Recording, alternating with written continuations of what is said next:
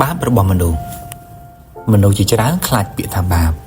ព្រោះគិតថាបាបជារឿងធំជារឿងដ៏គួរឲ្យភ័យខ្លាចជារឿងនាំទៅរកទុក្ខវេទនាតែថ្ងៃនេះយើងមិនមកនិយាយអំពីបាបដើម្បីបង្ហាញថាអ្នកខុសទេយើងមកនិយាយដើម្បីឲ្យដឹងប្រែនិងរួចផុតព្រោះការយល់ពីបាបគឺជាជំហានដំបូង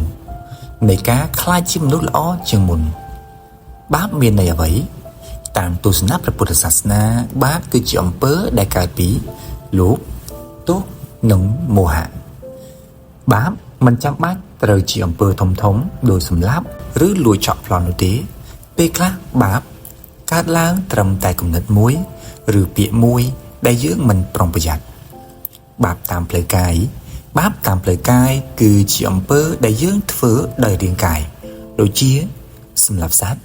ឬមនុស្សលួចឆក់បន្លំ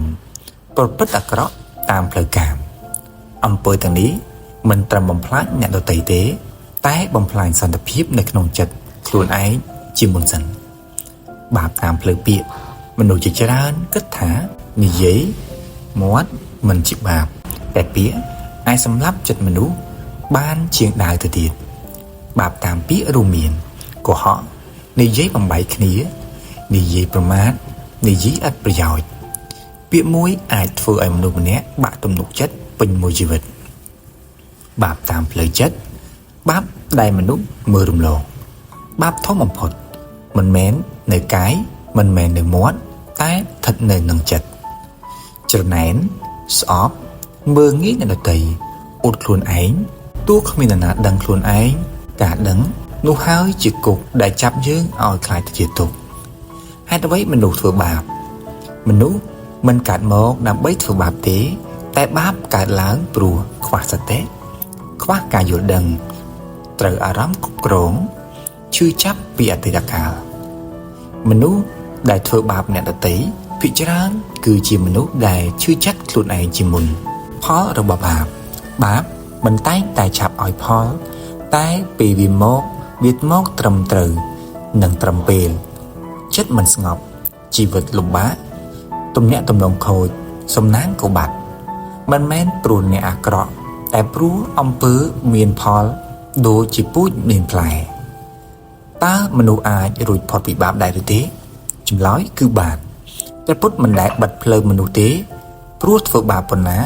បើដឹងខុសសោកស្ដាយបញ្ឈប់កែប្រែការប្រែចិត្តខ្លាំងជាងការសុំទោសពាន់ដងដោយមិនប្រែអ្វីសោះវិធីកាត់បាបក្នុងជីវិតប្រចាំថ្ងៃរក្សាសតិមុននិយាយគិតមុនធ្វើអត់ឱនខ្លួនឯងនិងអ្នកដទៃធ្វើល្អតិចតែជាប្រចាំរៀនអភ័យទោសកុំរងចាំឲ្យល្អពេញលេញគ្រាន់តែល្អជាងម្សិលមិញគឺគ្រប់គ្រាន់ហើយមនុស្សគ្រប់គ្នាធ្លាប់ធ្វើបាបគ្មាននរណាស្អាតស្អំ 100% ទេតែអ្វីសំខាន់មិនមែនអតីតកាលគឺជាជំហានបន្ទាប់បើថ្ងៃនេះអ្នកដឹងថាអ្វីខុសនោះអ្នកកំពុងតែដើរទៅផ្លូវត្រឹមត្រូវហើយកុំអៀននឹងការកែខ្លួនព្រោះមនុស្សដែលកែបានគឺជាមនុស្សខ្លាំងបំផុត